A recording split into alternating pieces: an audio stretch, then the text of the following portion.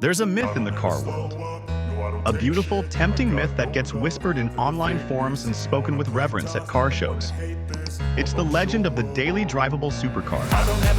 It's a car that gives you the spine-tingling thrill of a thoroughbred racing machine on the weekend, but can still handle the Monday morning commute without breaking a sweat or your back. And for decades, one car has been the undisputed king of this myth, the Porsche 911. It's the sensible choice, isn't it? The thinking person's supercar. It has back seats, sort of. It has a trunk in the front, up front. It's German engineered, which we all know is code for reliable. You see doctors and architects driving them. They seem so manageable. You start to tell yourself a story. I could buy one, you think. I could drive it to the office, pick up some groceries, and then, on Sunday, I could tear up a mountain road. It's the perfect car, the only car I'll ever need. It's a compelling dream, a perfect blend of passion and practicality. But like all myths, the reality is far more complex. The price tag on the window is just the entry fee. It's the ticket to the show.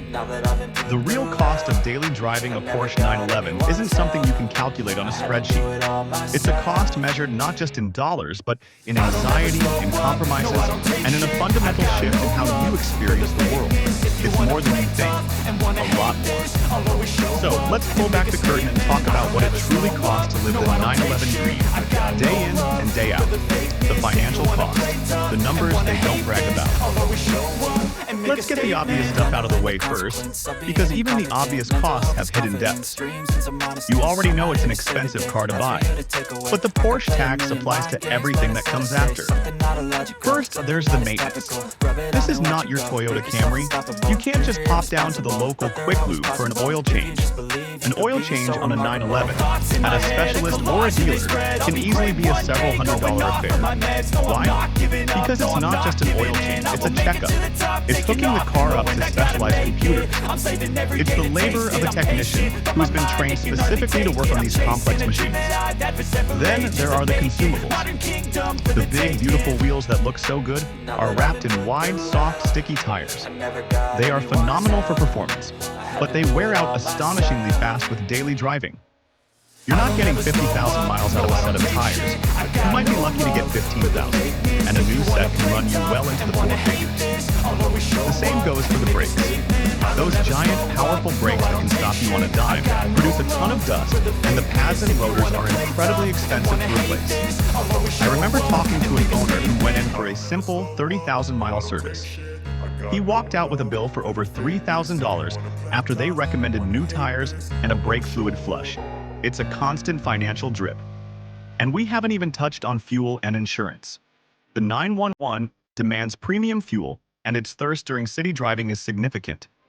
That daily commute will see you at the gas station far more often than you'd think. Insurance? Your provider sees the word Porsche, and their calculator starts smoking. Even with a perfect driving record, you're paying a substantial premium for the privilege of parking it in your garage. So, while you might be able to afford the monthly payment on the car itself, you have to ask yourself, can you afford the ongoing cost of simply keeping it on the road every single day? It's a financial commitment that never sleeps. The mental and emotional cost, the price of paranoia. Okay, so the money part is scary. But this next part is the one that truly separates the dreamers from the owners. This is the cost that doesn't show up on any bank statement but weighs on you every single time you grab the keys. It's the anxiety. Let's call it parking paranoia. When you drive a normal car, you go to the grocery store, you find a spot, and you walk inside without a second thought. When you drive a 911, a trip to the store becomes a strategic military operation. You find yourself circling the parking lot for what feels like an eternity, looking for the perfect spot. It needs to be an end spot, preferably with a curb on one side. It needs to be far, far away from every other car, in the desolate, windswept corner of the lot. You park it perfectly between the lines. As you walk away, you look back over your shoulder 3, maybe 4 times, just to make sure it's safe. Then, while you're inside shopping, a little part of your brain is constantly worrying. Is someone leaning on it? Did a shopping cart roll into it? Did someone swing their door open and leave a nice, deep ding in your pride and joy? This isn't an exaggeration, it's the daily reality. The freedom you thought the car would give you is often replaced by a low-level, persistent fear. Become a meteorologist, constantly checking the forecast. Rain? Maybe I'll take the other car. Don't want to get it dirty? A bit of gravel on the road? You can almost hear the paint chipping. Then there's the unwanted attention. It's not always the friendly thumbs up you imagined. Sometimes it's a beat-up sedan aggressively tailgating you on the highway, the driver holding up a phone, trying to get you to race. It's the police officer who seems to follow you for a few extra miles, just waiting for you to make a tiny mistake. It's the assumptions people make about you, that you're arrogant, that you're a show-off. You lose your anonymity. You're no longer just a person in a car, you're the guy in the Porsche. This constant state of vigilance, this paranoia, is exhausting. It's an emotional tax you pay every single day. The lifestyle cost, how it changes everything. This final cost is the most subtle, but in many ways the most profound. Daily driving a Porsche 911 doesn't just fit into your life, it fundamentally changes it. And finally, there's the frustration of what I call performance guilt. The 911 is an engineering marvel, a machine designed to be driven at speed, to corner with breathtaking grip, to sing its iconic flat six song at high RPMs. And where do you spend most of your time in it? In traffic. You're sitting there, bumper to bumper, in a car that could be lapping the Nürburgring, and you're doing 7 miles per hour. It's like owning a champion racehorse and only ever using it to give your kids pony rides in the backyard. There's a strange, nagging guilt that comes with not using this incredible machine for its intended purpose. You feel like you're letting the car down. It's a bizarre feeling, but it's real. So, what is the real cost?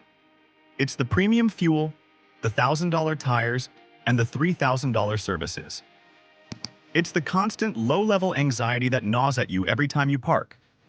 It's the frustration of having a world-class athlete and making it sit behind a desk all day. It's the way it subtly rewires your brain until all other cars feel inadequate. The real cost of daily driving a Porsche 911 is that it demands to be a centerpiece of your life, not just a part of it. It's a commitment, financially, mentally, and emotionally.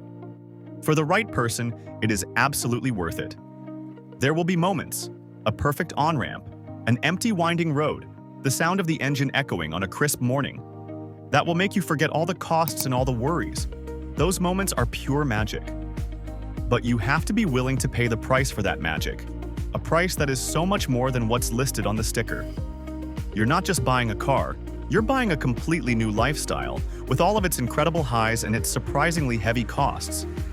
If this dose of reality was helpful, and you enjoy honest, in-depth stories about the car world that go beyond the spec sheet, then make sure to subscribe to our channel and follow us. We're here to tell you the real story, every single time.